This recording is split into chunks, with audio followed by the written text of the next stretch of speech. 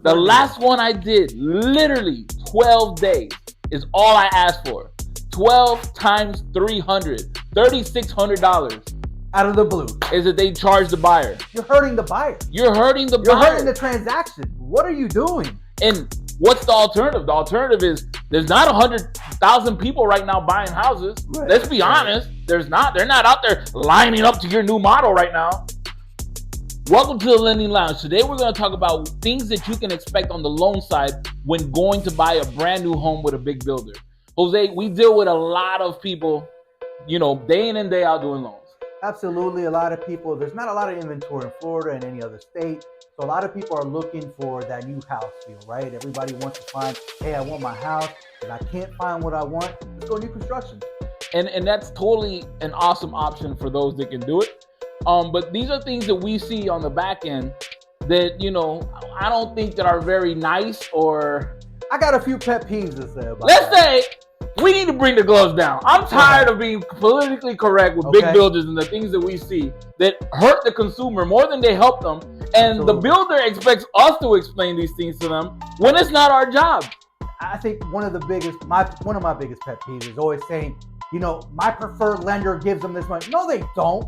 The preferred lender doesn't give the money. The builder's that gives you the money, right? The builder allows you that take 5, 10, 15, 20,000, whatever the closing cost. They'll say, oh, you can have it with my preferred lender, but not an outside lender. That's BS, because the builder is the one that chooses to give you that money, regardless of which lender it is, because no lender is giving that money. It's the builder. Just like a seller on a normal house, they're going to say, yes, I'll cover closing costs. Same thing with the builders. They're the ones ultimately that make that decision. So if they're telling you that an outside lender can't get those closing costs, they're lying to you. Bottom line. 100% they're lying. Other things that they don't explain to you, the whole CDDs, right? I think this is one of my biggest issues, that you go into a new construction, you're excited about the house. Look, if you're selling the house, be upfront. Let them know everything. I shouldn't have to come behind and say, hey, the taxes, we're going to estimate them at $3,000, which is normal for this area. Mm-hmm. Oh, but by the way, there's another $2,200 or $2,500 CDD that now makes that tax bill $5,500, $6,000. So just so you know, I closed a new construction loan for one of the major brands, right? And that happened. That came up in the closing table. There was an extra, it was $3,600 in total for the taxes, but that was without the construction of the property, right? There was 2 different CDDs on that bill. The clients didn't even know. They knew about one. The title company didn't know. They were like, oh, there's only one. And when they came up to it, it was the merging of those 2 CDDs. There's 2 separate, one for the debt and one for the maintenance. And guess what? That CDD is for the life of the loan and the property. So this is the thing that they don't, no one explains to you. We don't see that. Right. I get a contract. If the contract says there's a CDD, fantastic. We know and we see it. And we disclose it to the client up front. But if we don't have it in that contract and we don't see it, and it was just something that they, talked about, now we get to the closing or we're finalizing the CD, and now 3 days, 4 days before closing, ta-da! It miraculously shows up, or the HOA initiation fee. Are you kidding me? Sometimes these HOA initiation fees go from $1,000 up to $2,000, $3,000. Yep. For what? Just so that you can have the opportunity to live in that neighborhood? So my closing yesterday, they actually paid the association, like the builder said they did, for up to October. So we closed over here in February. But it was an extra $1,500 to these clients. But they were not expecting that charge. And it's like, why can't you go ahead and tell them up front, here's the charge, you pay your association dues, and luckily these clients were okay with it, and they want to close on their beautiful home. But still, please be upfront with them. I hate when they find out at the last thing. And then I'm the lender, so I'm having to explain a charge that came in, and it's something I have no control over. Not only that, these builders don't understand. You give us a price on the property up front, right? We structure that price. We structure any seller concessions if they're giving them. We structure what the money that the client has, so we know, okay, this is how we can get this done with this final number. Coming in at closing, you adding another $2,000, $3,000, $4,000? Statement shot. Yo, what if the client? The client might not even have the money. They might not have the money. We're getting there with what we anticipated, right? Let's say the whole thing closing was $20,000, just to throw a round number out there. Right. And the client save those 8 months while that house is getting built. They save that 20 grand. And now they hit with another $4,000. And they hit with another 4,000, and it's like they come up with it because nobody's gonna help you. No, but they at first the sticker shock comes to us. Yeah. No, Pablo, you told me it was only gonna be 20 grand. And then we have to reiterate it. And this is gonna be for anybody that's out there looking at us, looking to get a loan. The only thing the loan officer, I repeat, the only thing, Jose, the only thing that we control on a transaction is Section A. Which is origination. Is there origination? Is there a discount point? That's what we control. That's all we can control. Everything else on the transaction is going to be the same, whether you're with us, whether you're with your local bank, whether you're with a national lender. Yeah. Like, everything else is the same. The second section all the way to the last one. Yeah. But that Section A, what the origination is, if there's any discount point, that section, that's what we control. So when you get something... And that's limited control, because really the lender is the one is choosing what we control on that section. No, but at least on that section, I know how to structure. We've had that conversation with the client. We've told them, hey, if you pick this interest rate, this is what the discount points are. If you wanted to go lender paid, this is what the interest rate is. If you go borrower paid, you're paying for the commission. This is what the interest rate. Right. We explain all that. We can explain that because that's what we control. That's what we control. Exactly. We can't explain title fees. I've had it. Know it, but it's like but again, we get a preliminary CD that shows title fees. We get preliminary CDs that shows all these fees in the world. So we disclose that to the client. But then at the end, they add all these other fees, and it's like hello, we're trying to help the client. We're trying to disclose everything, and you're adding $4,000. And who looks bad? We look bad always. It's like it's not even our doing. We have no control over that. So again, that's one of those issues. Another one that really grinds my gears. Tell me what grinds your gears. What really grinds my gears is when a builder tells a client, it's only going to take us 4 to 6 months to build your house. But which is it? 4 to 6 months? It's 8 or a year. Sometimes it's 8 months or a year later. But all the things that can happen. Let's be very upfront and real. Go ahead. Things that can happen in 6 to 8 months. In 6 to 8 months, you can lose your job. In 6 to 8 months, you might make a purchase that we told you not to make, but you did it anyway. So now you got a brand new car payment, and now you don't qualify for the loan. Right.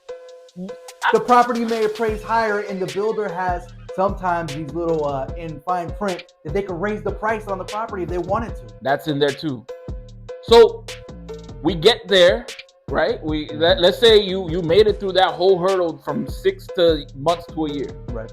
You get there and you're ready to close, and some hiccup happens, right? Let's say it could be.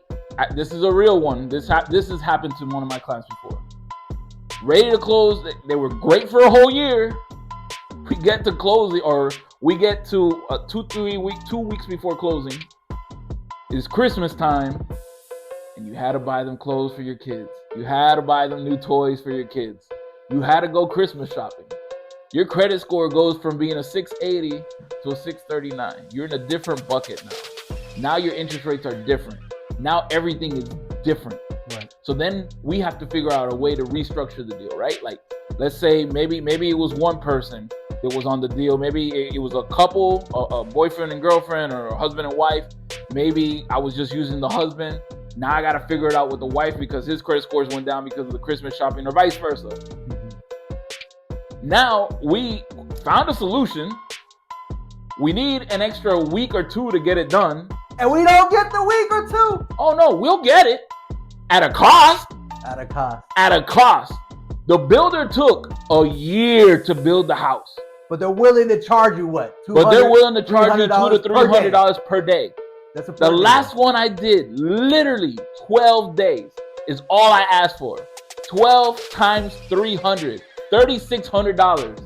Out of the blue. Is that they charge the buyer. You're hurting the buyer. You're hurting the buyer. You're hurting the transaction. What are you doing? And what's the alternative? The alternative is there's not 100,000 people right now buying houses. Right. Let's be honest. There's not. They're not out there lining up to your new model right now. So let's be real. Like, all you builders that are doing that, forget that mess. You're making your money anyways. Allow the client that gave you a year to build your construction, or even if it was 6 months or 8 months, whatever it took, give them the time to get financing for your property. your contract is open to whenever you build that. Give that person who's doing the finance, such as us as the lenders, right, the mortgage brokers, give us the ample amount of time to go. Don't tell us here's a closing date, like weeks before the closing date, and say you got to have it done. And if not, your client has to pay this amount of per diem. Because that happened to me.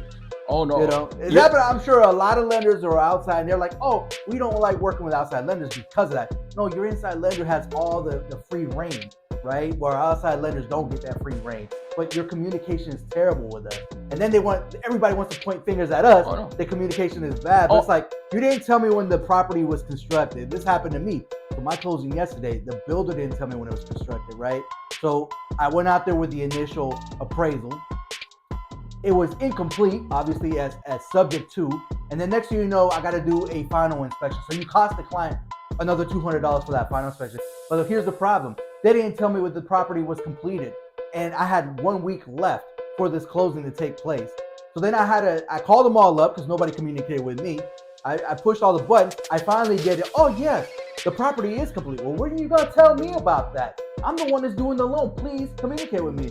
So I ordered the inspection immediately. Had to put it on a rush to make sure that we hit strict guidelines, right? Because I got to get the CD out, and I can't get it out until that final appraisal is done and inspected. And luckily, I did everything that I needed to do on time, and got it done. But there's no communication two ways. They want all the communication from us and then not communicate back to us. We can't work that way. Not only can we not work that way, I think there's another example from that same deal that Jose had. And it's something that's happened to me in the past too. How the hell do you expect a loan officer to close on a deal and you don't even have a certificate of occupancy left on it? That means the county hasn't even signed off that the house is inhabitable. You're pushing us to close yesterday, right? But the county hasn't gone in and signed off. And I know why they do it, because I've seen at the closing on transactions that weren't mine. I have a lot of real estate friends, right, where they're at the closing table, no certificate of occupancy, title is not willing to close the deal, and the builder is scrambling at the 11th hour at the closing table to go get the damn certificate of occupancy. Yeah. They're going to the county and begging and pleading with whoever's over there to get it done. Like, these are things like, hey, I guess what we're trying to do, we're just frustrated with a bunch of stuff that we see. Like, everybody, like a lot of these, like, I'm gonna put it out there, crappy agents. Yep. Crappy agents, and you know who you are. I'm talking to you. If you're looking at this video, I'm talking to you. They don't give or explain anything to the clients. They just see, oh, I'm gonna get a for sure paycheck if I take them to this, and I might even get a bonus for taking them to new construction. All we're saying is explain things to your client that can happen up front, because it looks really bad when we have to explain it to them and do your job on the transaction. Clients or potential buyers that are looking to buy, things for you to look out. What we just said, a per diem if the house isn't constructed on time or if you don't close on time. Make sure your realtor negotiates that up front, takes that out of the contract. It hurts you. $300 a day. Sometimes I've seen it as high as $4. That's horrible. And again, every circumstance is different. This doesn't happen every time, and not every builder is the same either. So, but what I can say is that we see it more frequently than we should. And I'm only talking about things that I've already went through at my experience 100%. with my clients. And so as you, 100%. We're not talking out the side of what we heard. We're talking about what we see and what we dealt with. Yeah, exactly. This is through experience. This is why we're frustrated and why we're coming out this way. So again, make sure you read the contract thoroughly. Make sure you understand all the terms. Make sure if there's a CDD, they explain it to you, what the CDD it is, how long it's for. Make sure if there's an HOA, you know that there's an HOA initiation fee, how much you have to pay up front. If you don't know what the tax bill is going to be, I know that this might sound crazy, or maybe I just think too logical. No, because this has already came up. Go ahead. Like, if you don't know what the tax bill is and you're expecting it to be $3,000, ask the salesperson that's there to send you like the last 3 or 4 that close in that neighborhood, so that you can see what their tax bill is. So when you get the closing, you know exactly what to expect on that tax bill, because they're real quick to say $3,000, $2,000. Yeah. Or the better one, my favorite one, it's just for the land. It's just for the land. So are you kidding me? That's an issue, because it almost killed my deal, honestly, because the lender wants to make sure that the client doesn't have payment shot. So they had to collect so much in escrows for the entire year. Because here in Florida, everything's paid in November for taxes, right? And if we don't have an escrow, the lender's going to continue paying it. But now the client has to make up for the new year. Once on new construction, there isn't, and the county hasn't assessed the property yet, right? So there is no value with the home on it. That's going to come up once that year is over with. So the lender is trying to make sure you don't have that payment shock. So they're going to assess it with the millage rate and come up with a little, basically a formula. And these are the whereabouts of what your payment's going to be. When I disclose that to you, take that into accountability, because that's going to be part of your payment. Now, if it's an overage at the end of the year, the bank is going to give you back that money. They audit their accounts every 12 months. So they're going to give that back to you. And if there's an have 3 underage, months of reserve. you have to make up that amount of money. And that's going to increase your payment even more than what it is at the closing table. So be aware of all that. And again, to jump back on what he says, the bank is only going to collect 3 months of escrows, or they want 3 months of padding, so that if either your insurance goes up or your taxes go up in the future, they have that cushion already there, and then they can replenish it later. But I've also seen one of the things that talk about, Jose, and you tell me if I'm wrong, because I know this one happened a lot back in the day. They buy the house, new construction. They're happy as pig and shit. And the next year, the tax bill goes to $6,000-$7,000, and they call us because they think it's something that we did, but it's not. It was just that the taxes weren't disclosed. We try to tell them, right? Like I always try to pad it. They send me that land bill only for $900, and then I put $300, which is almost $4,000 a year in reserves, and it goes up way higher than that. Yeah, then that happens a lot, and not just with us. I have a lot of clients that try to refinance. Let's say they were with me initially, but the builder wouldn't allow me to do the loan, so they went with their preferred lender. That preferred lender is doing land only, and then they come back to me saying, "Oh my God, is there anything you can do? Can you refinance me? Can you do anything? Because I can't afford this payment no more."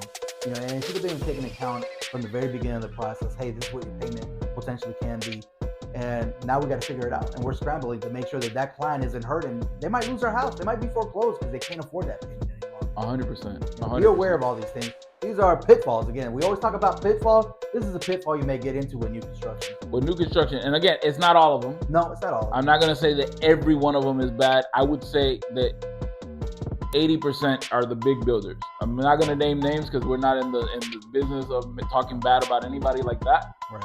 But I mean, your realtor, if they're a good realtor, they know which ones are good, which ones are bad. I would say any small local builder, go to them with your eyes closed. They're just like us, local people that are trying to help out the community, trying to grow to the community, and trying to do good for their community. But these national chains, all they look for is that bottom dollar, you're just another number to them in the assembly line of new homes. I was gonna say assembly line, cookie cutter houses that are not customized. With smaller builders, you can customize and do things like that. Have architectural designers. There's so many things you can do with smaller builders with the same price. With the same price, if not better. If not better. So just, all you guys that are out there looking, then if you're looking for new construction, I would highly, highly, highly suggest. If you're looking at one of these national chains, look at your local builders that are in the area. If you don't have any, if you're in Central Florida, give us a shout. We know a couple that we can link you up with. Make sure you know what's on that contract. Very important what's on that contract. Make sure that you know what that timeline is. Very important. We've also had, we're talking about the loan side, but, to put human perspective on it, a person is looking to buy a house. They're being told it's going to be built in 6 months, 8 months. They're preparing for 6 months, 8 months.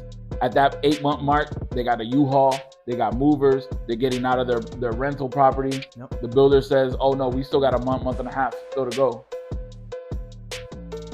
No one's paying. The builder's not paying you to move your stuff. The builder's not going to pay you for a month of rent. They're not going to get you an Airbnb. None of that. Yeah. Again, those are things that need to be negotiated up front in the contract. If you have a strong realtor, they will negotiate those things for you. So make sure that whenever you go to one of these places, you have a realtor on with you. That is your bottom line. That's your person who can negotiate. That's the person who's your best, like your corner. That's your corner, right? That's your biggest cheerleader. And your biggest cheerleader is right there in that corner with you. Alongside us is going to be that realtor, that professional who knows their job in and out. Who's going to basically negotiate everything for you. So that's why you hire them.